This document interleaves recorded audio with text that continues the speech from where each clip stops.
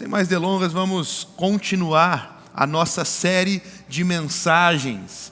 Eu já passei por isso. Esta série que ela é baseada na vida de Jesus, enquanto Jesus andou na terra, veio como homem, passou tudo aquilo que passamos para nos dar exemplo, para vencer e nos mostrar que nele nós também podemos ser mais que vencedores. O nosso texto base da série é Hebreus capítulo 4, versículos 14 a 16, portanto, visto que temos um grande sumo sacerdote que adentrou aos céus, Jesus, o Filho de Deus, apeguemo-nos com toda firmeza à fé que professamos, pois não temos um sumo sacerdote que não possa compadecer-se das nossas fraquezas, mas sim alguém que, como nós, passou por todo tipo de tentação. Repito, passou por todo tipo de tentação, porém sem pecado. Assim, aproximemo-nos do trono da graça com toda a confiança, a fim de recebermos misericórdia e encontrarmos graça que nos ajude no momento de necessidade. A grande verdade desta série é simples. Jesus não apenas entende a sua dor, Ele venceu a própria espera. E seja qual for a dor que você enfrenta, Jesus entende porque Ele esteve lá. Ele não é um Deus distante, Ele é um Deus de perto. Ele é um sumo sacerdote que se compadece. Ele não apenas vê a sua luta, Ele sente a sua luta. Ele conhece a pressão e a tentação e até o peso que está sobre os seus ombros, porque Ele carregou isso também. Na última semana, conversamos sobre por que Deus demora.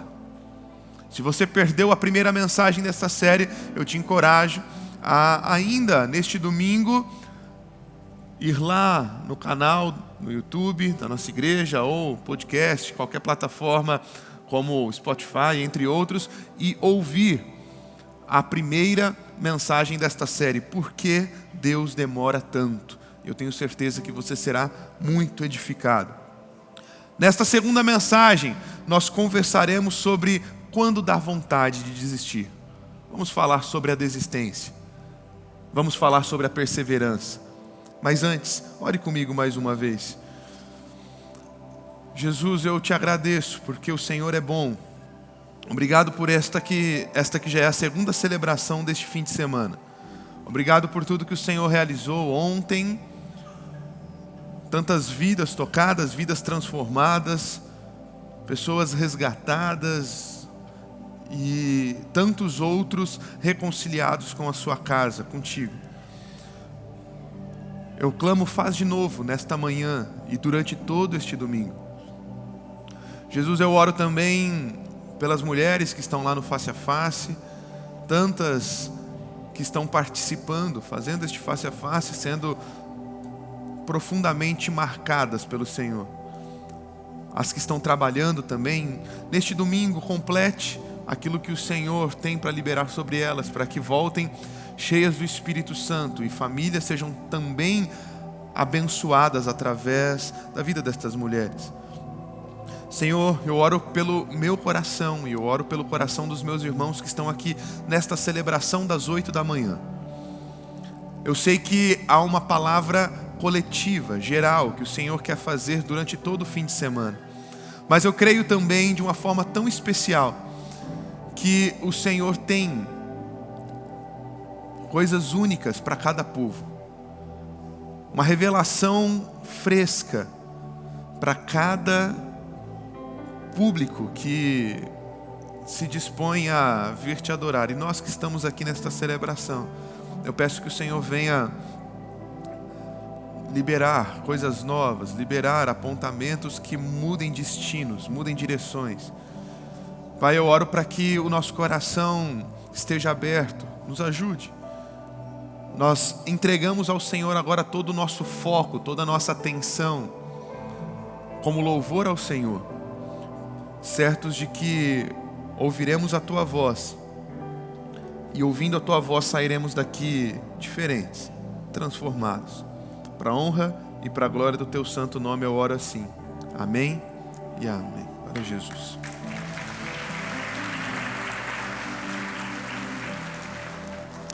Todos nós em algum momento já pensamos em desistir. Eu não sei do que ou em qual situação isso aconteceu, mas eu tenho convicção do que eu estou te falando. Algum dia você pelo menos pensou em desistir.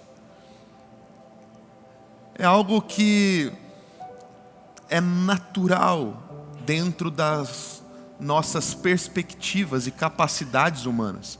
É óbvio que fomos criados para o sobrenatural e no poder daquele que detém todo domínio, todo governo, Jesus Cristo.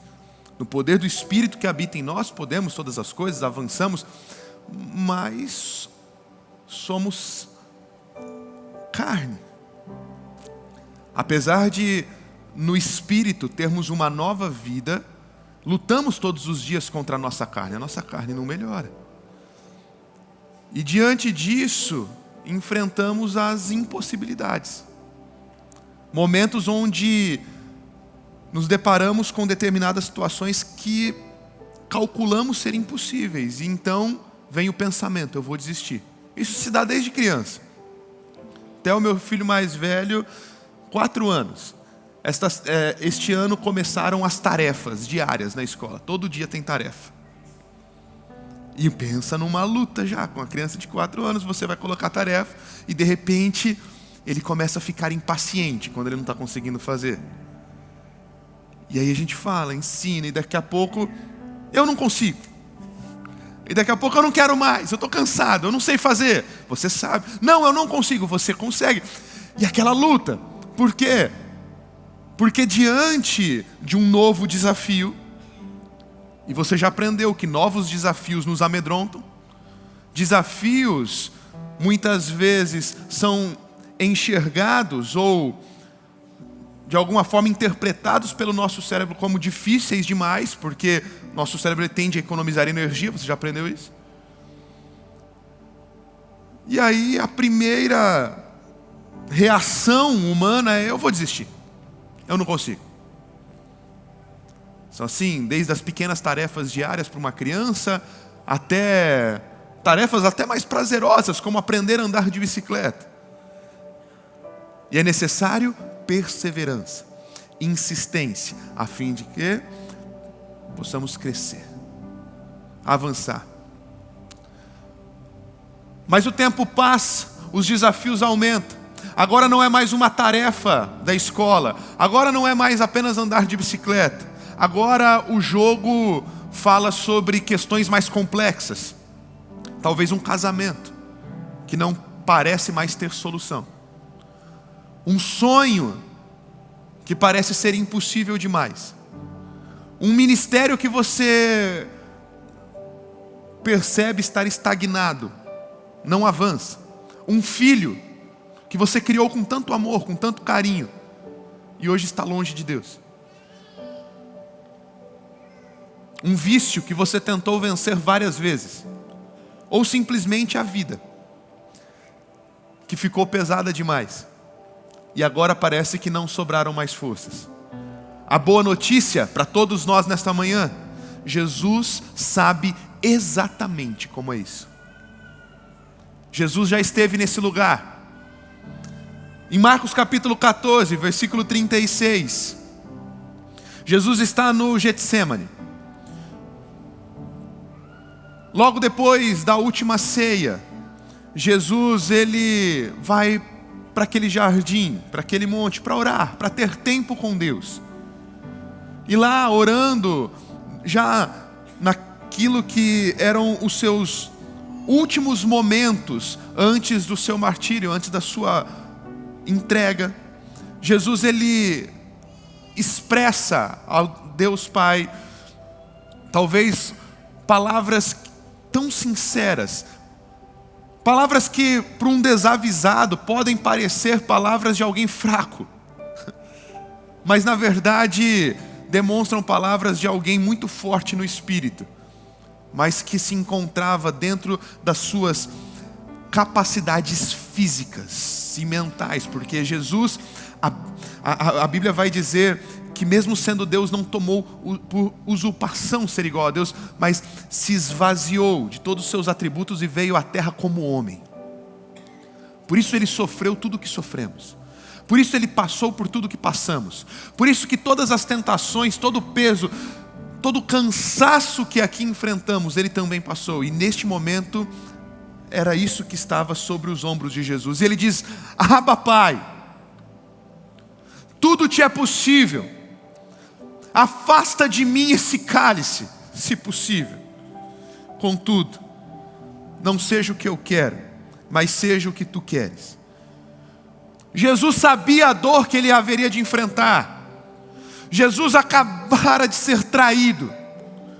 Jesus estava prestes a ver o abandono, não apenas dos seus, mas o principal abandono que marcou a sua trajetória aqui na terra, o abandono do seu pai. Deus o abandonando naquela cruz. Jesus sabia que isso aconteceria. Porque não pode um Deus santo estar coabitando em meio ao pecado. E Jesus na cruz tomou sobre si todos os nossos pecados. E Ele sabia bem que naquele momento que estivesse na cruz, o abandono seria uma realidade. O abandono do seu próprio pai. A cruz o aguardava. E angustiado, oprimido, profundamente aflito, Jesus chegou a dizer: Deus, se tiver outro caminho. Jesus estava enfrentando o peso da missão. Mas então Ele declara uma frase que muda o jogo: contudo, não seja feita a minha vontade, mas a tua. Jesus sentiu a tensão, mas Ele não desistiu. Talvez esta manhã seja uma manhã de tensão. Talvez já há algum tempo você tenha andado neste ambiente de tensão. Você sentiu a pressão. Mas hoje, como Jesus venceu no Getsêmani, como Jesus não desistiu nele, através do que Ele fez por mim e por você, eu vim declarar sobre a tua vida que você não fará parte do time dos desistentes. Jesus te trouxe aqui para dizer que nele você é mais do que vencedor, por meio daquele que te amou e se entregou por você. Então por isso, você pode vencer esta pressão, você pode vencer essa tensão, você pode sair daqui renovado, você pode sair daqui certo, de que no Senhor a vitória já é certa, já é certa. Vamos compartilhar uma história, para que você entenda um pouco mais como o reino de Deus funciona. Essa história, ela fala muito ao meu coração. Ela está em 2 Reis capítulo 6 e capítulo 7. É a história do cerco de Samaria. O contexto histórico e bíblico se faz necessário para entendermos como esta história se aplica à questão da desistência, da perseverança. O contexto é um cenário político incerto, um conflito constante entre Israel e a Síria. O episódio acontece em um reino dividido de Israel, aproximadamente no século 9 a.C.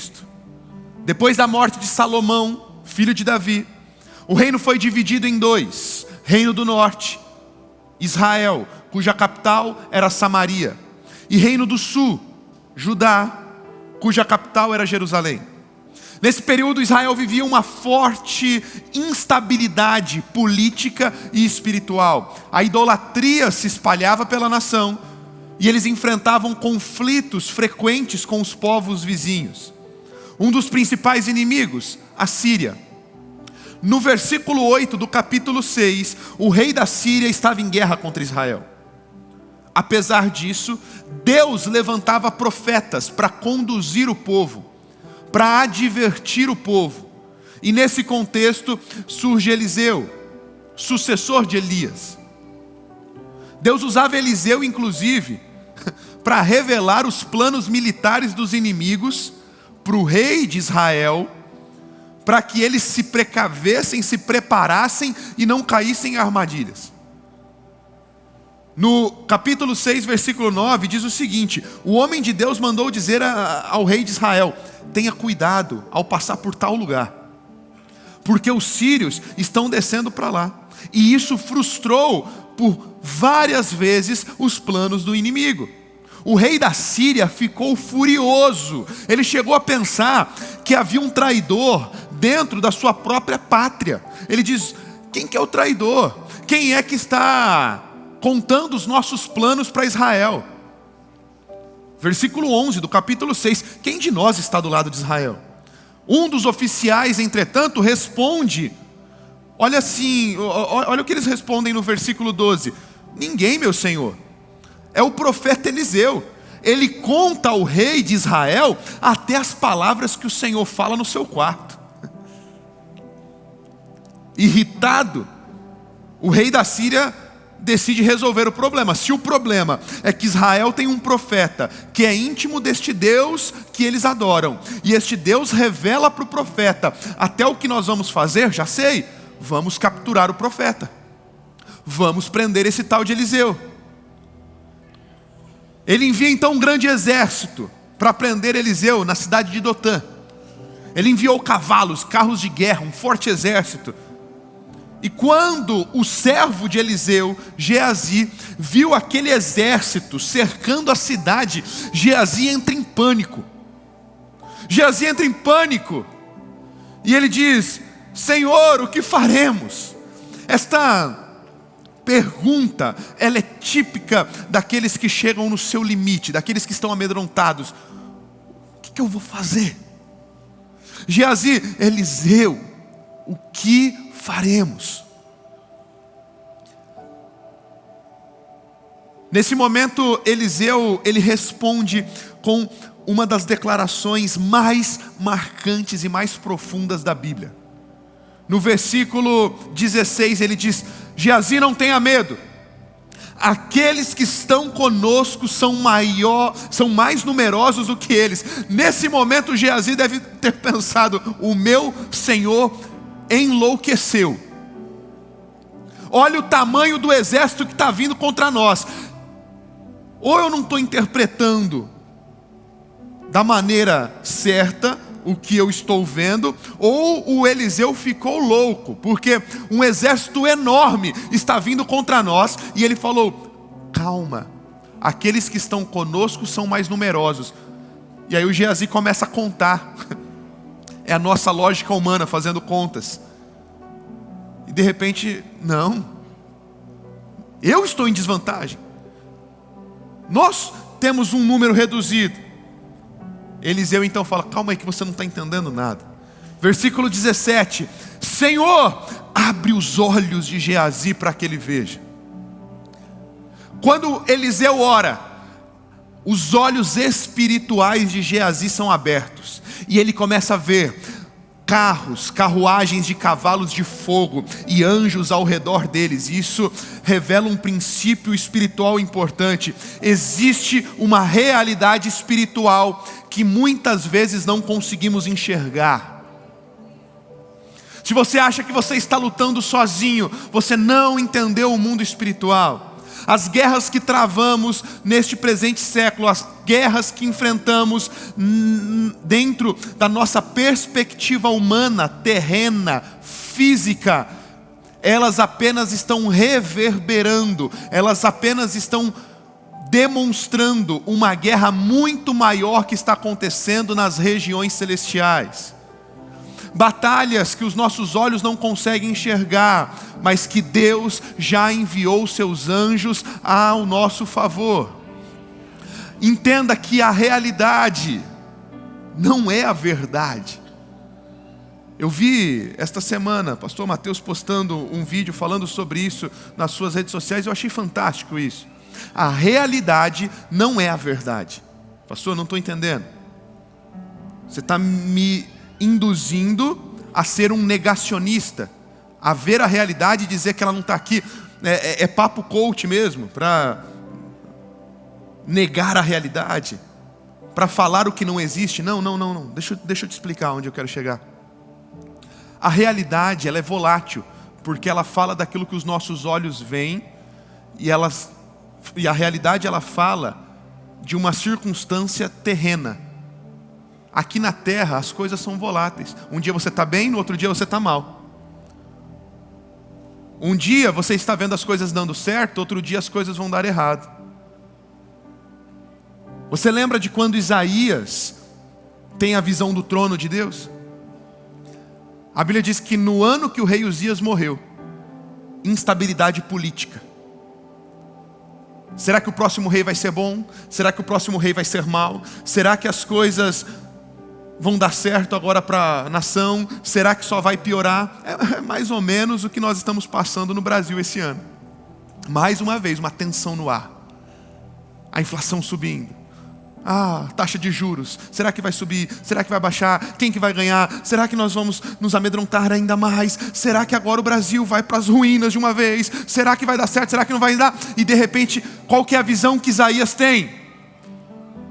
Ele tem uma visão do trono, e naquele trono, Deus estava assentado, com todo o seu poder, com toda a sua glória, em um trono inabalável. Pastor, não estou entendendo. Onde você quer chegar? A realidade da terra era uma realidade instável, de instabilidade.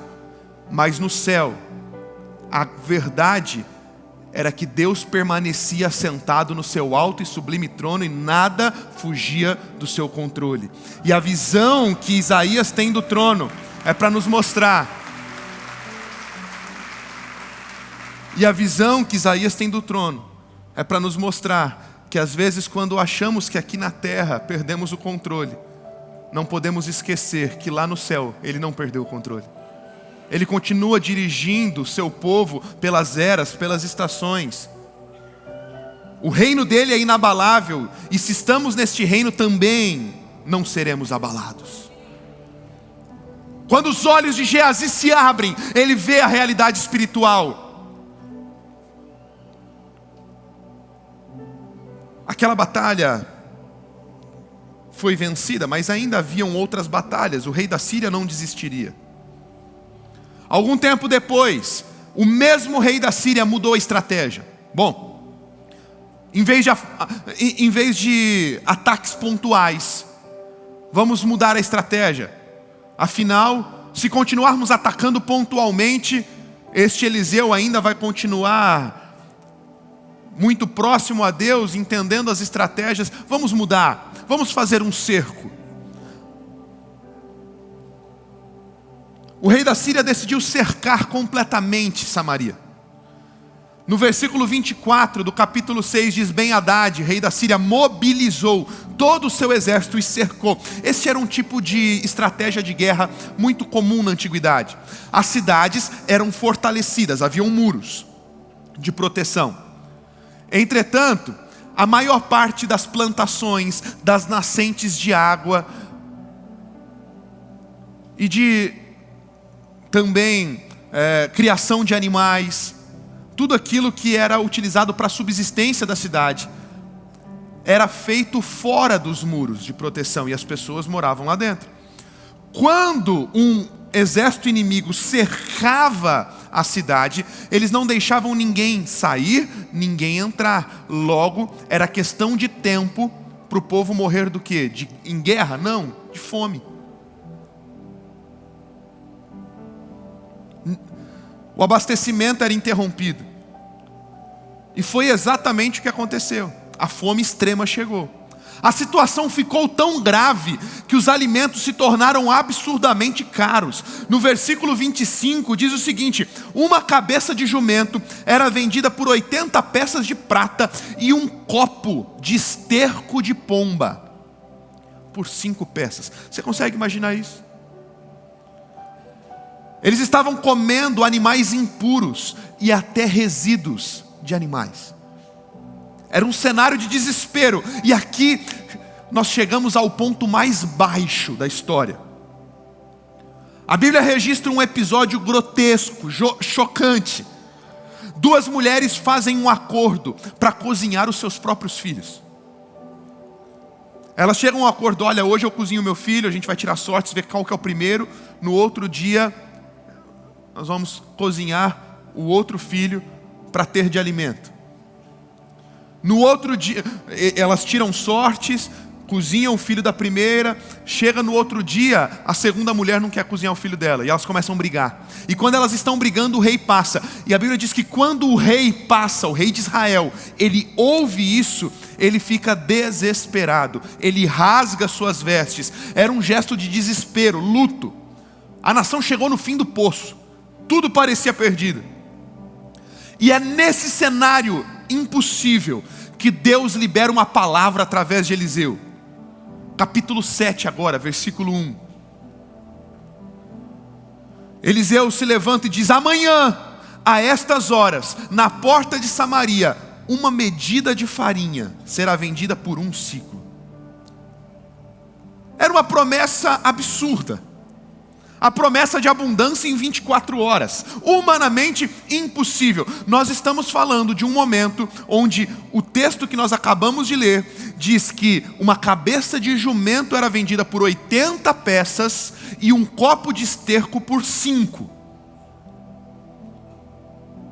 Mas Eliseu se levanta e diz: amanhã, eu não estou falando daqui 2 anos, 3 anos, 4 anos, ele diz: amanhã, na porta da cidade, vocês comprarão farinha, alimento de verdade, por 1 siclo de prata. Um oficial do rei responde com incredulidade. No versículo 2, mesmo que o Senhor abrisse comportas do céu, como isso poderia acontecer? Mas Deus já preparava o livramento. Naquela mesma noite, Deus fez algo sobrenatural. O Senhor fez com que o exército da Síria ouvisse ruídos de carros, cavalos, de um grande exército. Eles pensaram que estavam sendo atacados, entraram em pânico e fugiram. Deixaram para trás comida, deixaram para trás roupas, deixaram para trás riquezas, provisão, sem batalha, sem estratégia humana. Deus venceu a guerra sozinho para o povo de Israel. Deus venceu a guerra sozinho. Deus afugentou aqueles inimigos. E os primeiros a descobrir o milagre não foram aqueles que estavam dentro da cidade. Quem encontrou o primeiro livramento não foi o rei, não foi nem o exército. Foram 4 leprosos que estavam do lado de fora da cidade. Você sabe que a lepra à época era incurável? Você sabe que era uma doença que exigia que a pessoa ficasse apartada, isolada, distante da sociedade. E por isso eles não poderiam conviver dentro dos muros. Eles tinham que ir para fora, montar um acampamento para fora da cidade. E estes 4 leprosos, fora da cidade, estão morrendo de fome. Estão no seu auge do desespero. E eles têm uma ideia. Eles falam: bom, nós não podemos entrar na cidade. Nós não podemos ficar aqui porque senão morreremos de fome. Nós não podemos ir para o acampamento onde os inimigos estão, ao redor da cidade, porque senão também morreremos. Mas a gente vai ter que escolher um dos 3, porque se é para morrer de qualquer jeito. E a Bíblia diz que eles decidiram avançar. Eles falaram: vamos até o acampamento dos inimigos. Vamos até o acampamento dos inimigos, porque é o seguinte: a gente já está morrendo de fome aqui. O máximo que pode acontecer é a gente chegar a tomar uma espadada, pelo menos a gente já morre de uma vez, não morre de fome aos poucos. E quando eles chegam no acampamento, o exército inimigo havia desaparecido. Mas esses 4 só viveram o milagre porque decidiram avançar. Existe algo muito revelador, mas esta revelação eu quero deixar para o final. Existe algo que a Bíblia é muito clara e há um princípio muito lindo por trás da história destes 4 leprosos. Por ora, guarde apenas isto no teu coração: eles decidiram avançar. Sabe, essa história toda revela um princípio espiritual profundo. Enquanto o povo estava dentro da cidade, desesperado, Deus já estava trabalhando do lado de fora. É aquilo que você ouviu na última semana: enquanto você espera, Deus está trabalhando, Deus não está parado. E é exatamente por isso que a Bíblia diz em Hebreus 10:35, não abandonem a confiança, porque muitas vezes Deus está agindo quando ainda não conseguimos ver. E sabe por que desistimos? Sabe por que a nossa humanidade nos pede para desistir? Porque nós temos uma perspectiva limitada. Sim, nós temos vontade de desistir porque a nossa perspectiva é limitada. Anote isso. Talvez você me pergunte, pastor, por quê? Por que eu sinto tanta vontade de desistir? Anota aí. Nós temos vontade de desistir porque a nossa perspectiva é limitada demais. O povo só conseguia ver 3 coisas: fome, cerco e morte. Eles não conseguiam observar nada além. No episódio anterior, Geazi não conseguia ver o cenário espiritual. Ele só conseguia ver o exército numeroso da Síria. Mas Deus tinha uma palavra que ia além daquilo que os olhos do povo podiam ver. A palavra era: amanhã, a esta hora, na porta de Samaria, uma medida de farinha será vendida por 1 siclo. Era impossível. O oficial duvidou.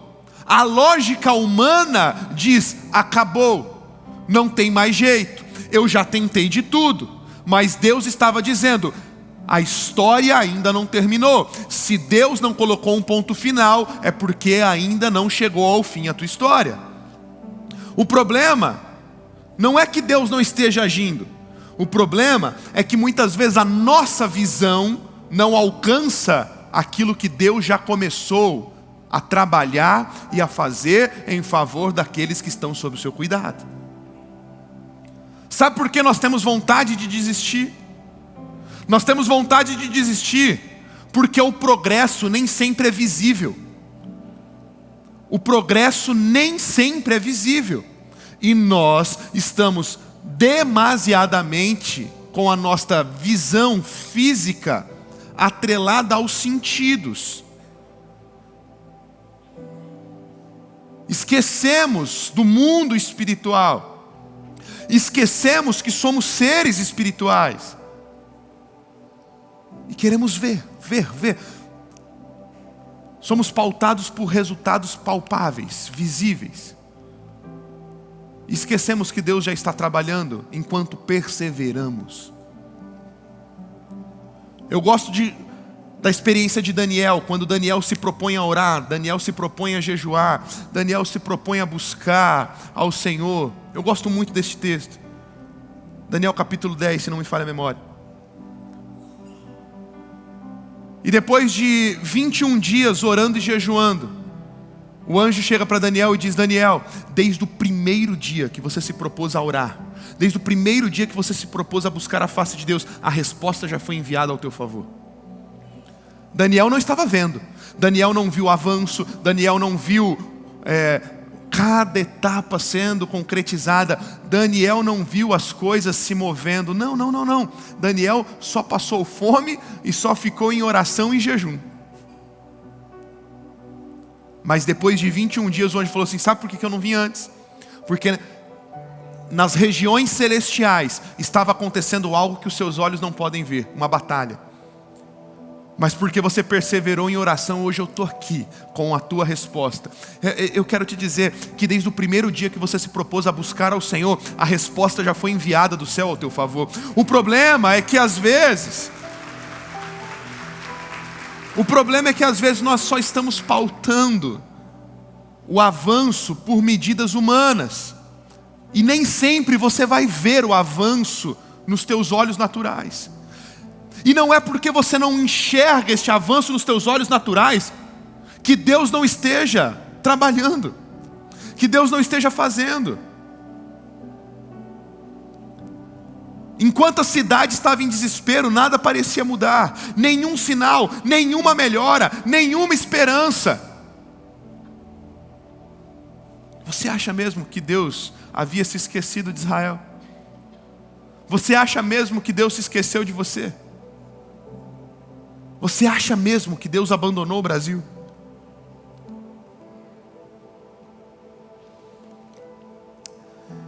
O progresso nem sempre é visível. Mas o Senhor fez o exército sírio ouvir ruídos de carros, cavalos, um grande exército. Eles entraram em pânico, sem batalha, sem estratégia, sem intervenção humana. Deus venceu a guerra. Porque enquanto o povo chorava dentro da cidade, Deus já estava trabalhando fora dela.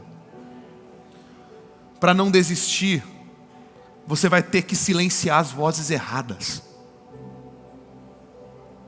Para não desistir, você vai ter que silenciar, tapar os ouvidos para as vozes erradas. Observe algo interessante. Quando Deus libera a promessa de abundância, alguém respondeu com incredulidade. Aquele oficial do rei, ele diz: mesmo que Deus abrisse o céu, isso não aconteceria. Olha que interessante. Ele fala em nome de Deus. Ele não é alguém incrédulo no sentido de não crer em Deus. Ele não crê que Deus poderia fazer. Porque esse tipo de incredulidade eu vejo muito por aí. O oficial, ele não fala: Deus não existe, esse Deus não vai fazer nada. Não, ele fala assim, mesmo se Deus abrisse as comportas, ele duvida do poder de Deus. Porque a mentalidade dele estava focada apenas naquilo que era lógico, apenas dentro da lógica humana. Porque sempre que Deus libera uma promessa, uma voz de incredulidade aparece. Às vezes ela vem de fora, às vezes até de dentro, da nossa própria mente. Pensamentos como: não vai dar certo, já tentei demais, não adianta continuar. Mesmo se Deus fizesse, a lógica do guarda estava até certa. Faz sentido em 24 horas toda uma economia local mudar? Faz sentido em 24 horas? Não faz. Mas quem se limita só à lógica humana não experimenta do favor de Deus. E preste atenção, a Bíblia diz que a fé vem pelo... Vamos lá, vocês são cristãos maduros. Nós pastores, nós amamos pregar no culto das 8, porque é o culto de gente madura em Jesus, pessoal que sabe muito de Bíblia. Vamos lá. A fé vem pelo... Isso, a fé vem pelo ouvir. Se a fé vem pelo ouvir, não se engane, é incredulidade também. Então para de dar ouvido aos realistas, que eles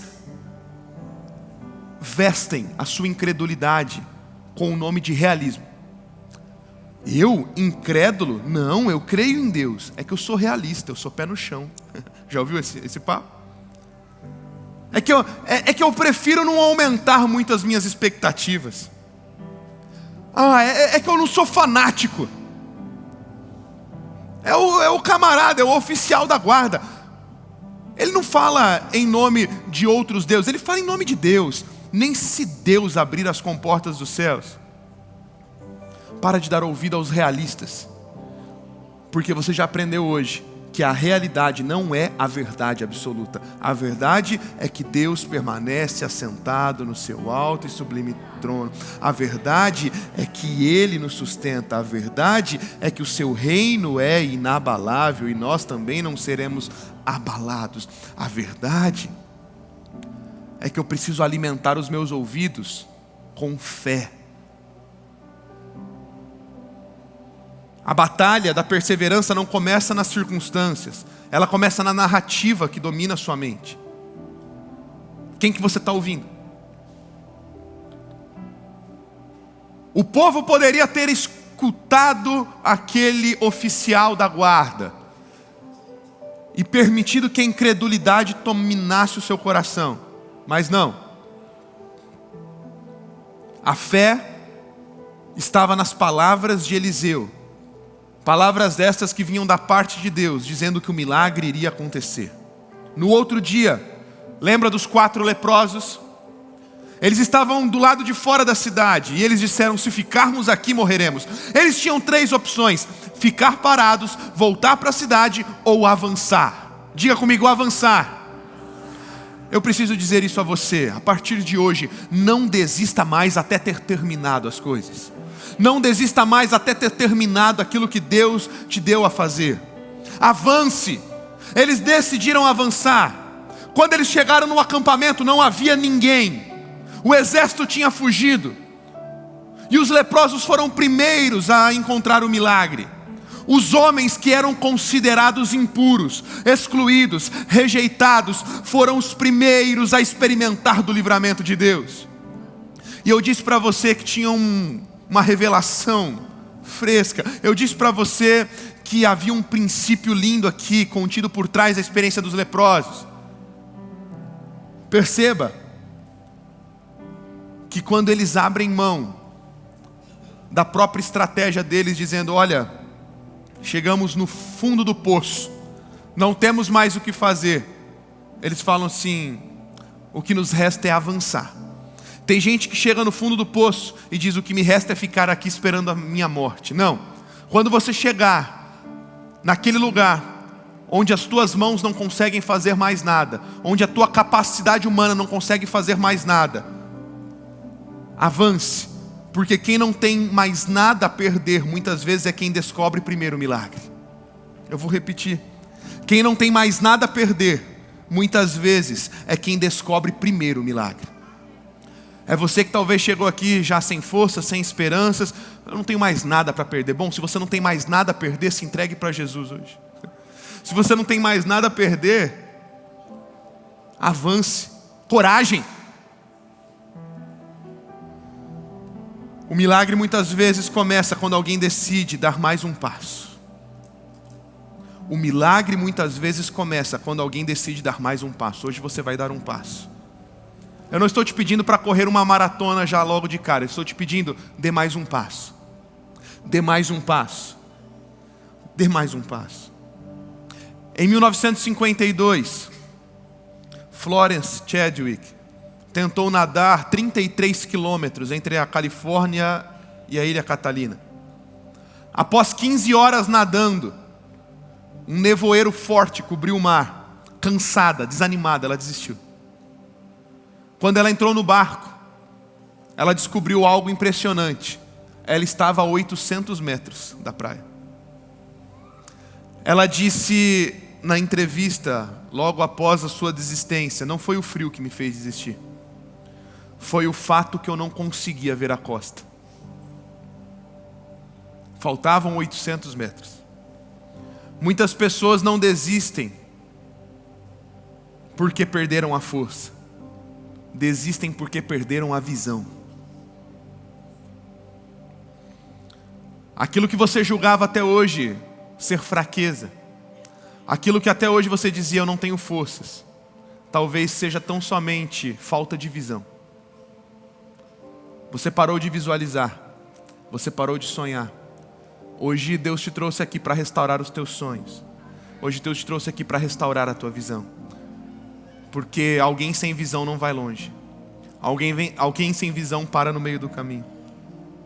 Hebreus 10, 35, 37. Por isso, não abram mão da confiança que vocês têm, e ela será ricamente recompensada. Vocês precisam perseverar, de modo que quando tiverem feito a vontade de Deus, recebam o que Ele prometeu. Pois em breve, muito em breve, aquele que vem virá e não demorará.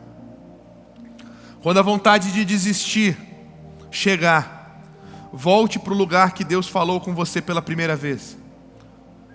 Se está difícil de visualizar, foque os teus olhos em Jesus e Ele vai te ajudar a enxergar o plano. Mantenha o olhar fixo nele, porque o autor de Hebreus também diz: uma vez que estamos rodeados de tão grande nuvem de testemunhas, livremos-nos de tudo que nos atrapalhe, do pecado que nos envolve, e corramos com perseverança a corrida que nos é proposta, tendo os olhos fitos em Jesus, autor e consumador da nossa fé.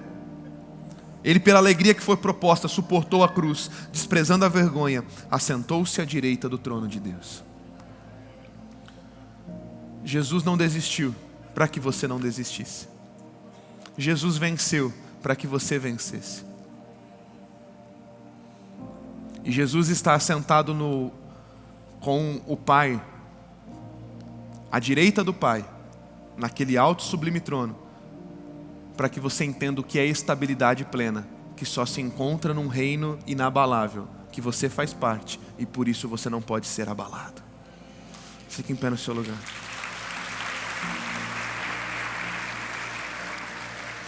Deixe-me orar por você. Nós temos poucos minutos, mas eu não posso encerrar esta celebração sem orar por você. Enquanto nós cantamos, você que precisa renovar a tua visão,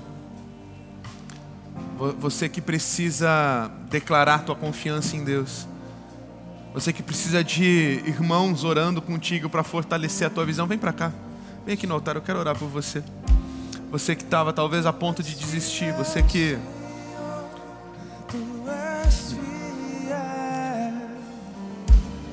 Contigo andarei, seguro em tuas mãos, pois nunca falho.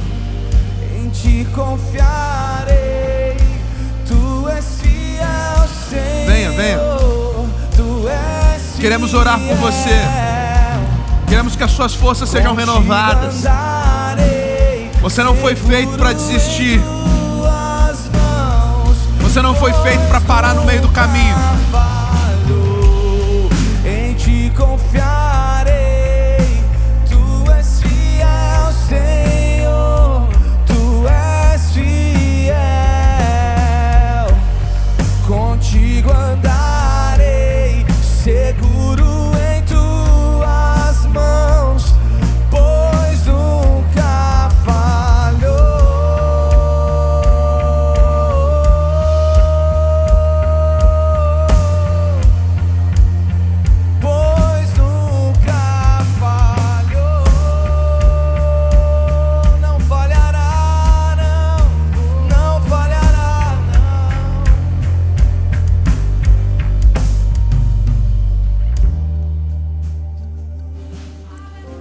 Jesus, nós confiamos no Senhor. Nós declaramos que a nossa confiança está naquele que está assentado no seu alto e sublime trono. Nada foge do seu olhar, nada foge do seu controle. E mesmo que a realidade seja instável e os nossos olhos naturais não consigam enxergar a verdade, nós fazemos hoje a oração de Eliseu ao seu servo Geazi: abre os nossos olhos, abre os nossos olhos. Hoje o Senhor abre os olhos dos teus filhos para que enxerguem anjos, carruagens de fogo ao redor deles, lutando as suas batalhas. Hoje nós oramos para que cenários sejam alterados. Nós oramos hoje para que perspectivas novas sejam encontradas. Senhor, nós oramos para que o teu povo avance como aqueles leprosos que não ficaram paralisados em meio ao medo, não ficaram paralisados dentro das estratégias naturais. Eles avançaram e foram os primeiros a enxergar o milagre.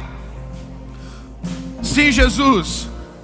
Sim, Jesus, faz de novo, renova a visão, renova a visão, renova a visão dos teus filhos.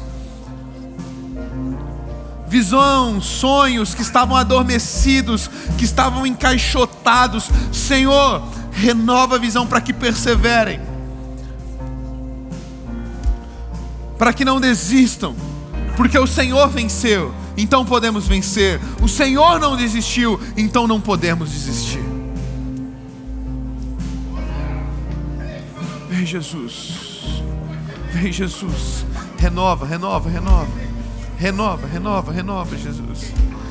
Renova casamentos, renova sonhos, renova projetos. Mães que estão orando pelos seus filhos, Senhor, eu oro agora. Há mães orando pelos seus filhos agora, pais orando pelos seus filhos. Alguns que já tinham até deixado de orar, alguns que já tinham até deixado de clamar.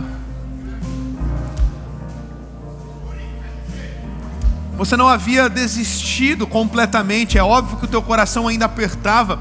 É óbvio que você ainda gostaria que o teu filho voltasse para os caminhos do Senhor. Mas você chegou num momento, num lugar onde você deixou de orar constantemente porque isso te machucava muito. As palavras que você usou diante do Senhor é: Senhor, sobre isso eu não oro mais, porque está me machucando demais. Estas foram as palavras que você usou. Está me machucando demais, está doendo demais toda vez que alguém me pergunta, está doendo demais toda vez que eu me lembro disso.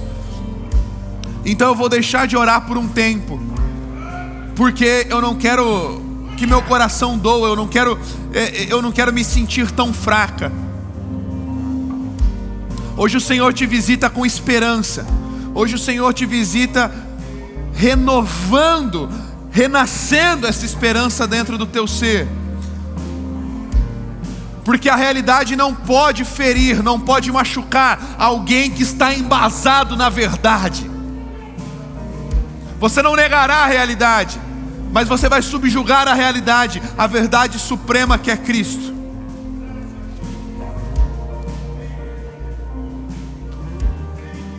E a tua perseverança te fará alcançar o milagre. Amém, Jesus. Aleluia. Eu não posso terminar este culto, esta celebração,